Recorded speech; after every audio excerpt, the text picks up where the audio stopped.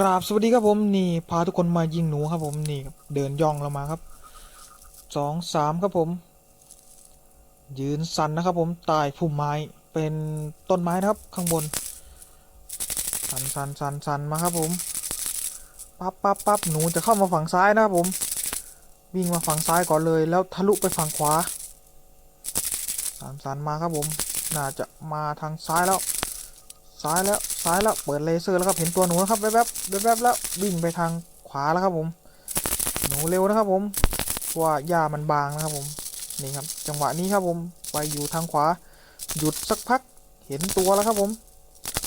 เห็นตัวอะไรไงปุ๊บขึ้นกล้องลำกล้องครับซัดเข้าไปปั้งเรียบร้อยครับผมตัวนี้ใหญ่นะครับผมก็อาการหนูเข้านะครับผมที่ไม่ค่อยลกมากแล้วหนูเปรียวๆนะครับจะเป็นแบบนี้ทุกรอบครับผมนี่ครับไซส์จัมโบ้ครับผมตึงกล้านะครับใส่